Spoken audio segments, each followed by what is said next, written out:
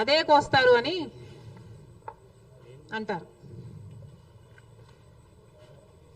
మరి జగన్మోహన్ రెడ్డి గారు హత్య రాజకీయాలు చేశారు, గొడ్డలి రాజకీయాలు చేశారు,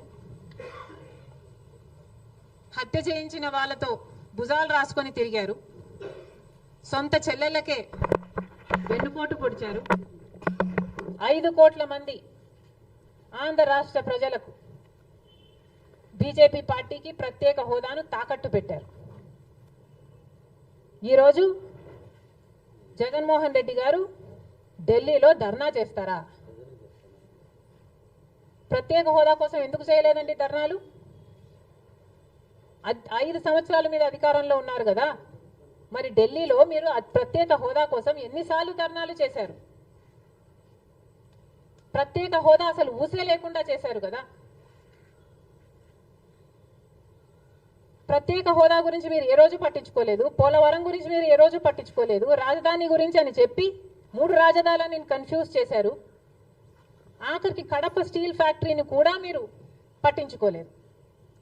విశాఖ స్టీలు మన రాష్ట్రానికే తలమానికం అయినా అమ్మేస్తామన్నా కూడా పట్టించుకోలేదు.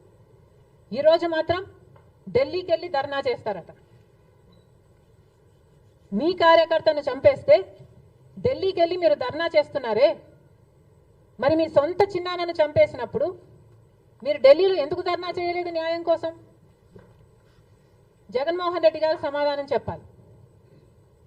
ఒకవైపు ఇక్కడ అసెంబ్లీ జరుగుతుంది, అసెంబ్లీ జరుగుతున్న సమయంలో మీరు అసెంబ్లీలో ఉండకుండా ఉండే ధైర్యం మీకు లేక ఇలా సాకులు వెతుక్కొని మీరు ఢిల్లీ వెళ్తామంటున్నారే. అంటే అసెంబ్లీలో ఏ బిల్లు ప్రవేశపెట్టినా అది ప్రజలకు వ్యతిరేకమైన అది పాస్ అయిపోవాలనా? మీరు ఉన్నదే 11 మంది, కనీసం ఆ బిల్స్ మీద డిస్కషన్ మీకు అవసరం లేదా? మీరు కొట్లాడాల్సిన అవసరం లేదా? ఏం ఆలోచన చేస్తున్నారు జగన్మోహన్ రెడ్డి గారు? అసలు ఈ వెనుకొండలో జరిగిన హత్య కూడా పొలిటికల్ మర్డర్ ఇది కానే కాదు, ఇది వ్యక్తిగత మర్డర్ అని కూడా అంటున్నారు కదా.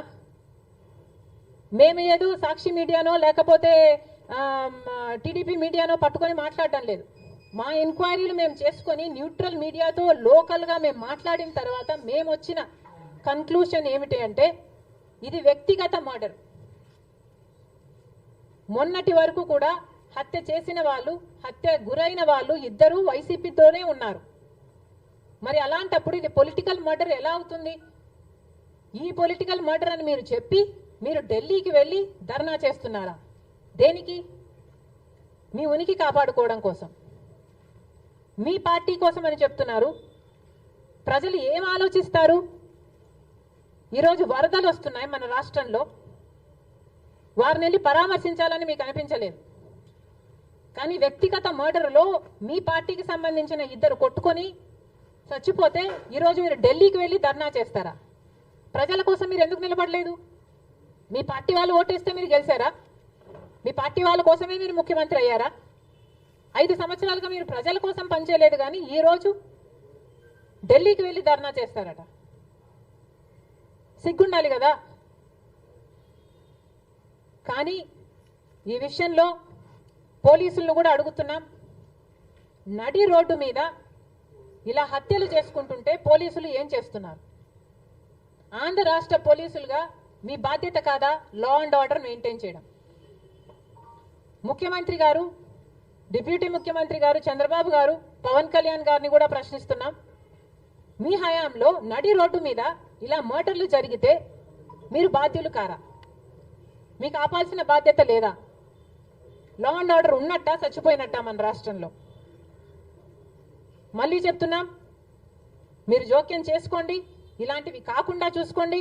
పోలీసులు కూడా అప్రమత్తంగా ఉండాలి. ఈ లా అండ్ ఆర్డర్ సిచ్యువేషన్ని కంట్రోల్ చేయాల్సిన బాధ్యత పోలీసులకు ఉంది, ముఖ్యమంత్రికి ఉంది, డిప్యూటీ చీఫ్ మినిస్టర్కి ఉంది. దయచేసి మళ్ళీ ఇలాంటివి జరగకుండా చూడండి. Thank you.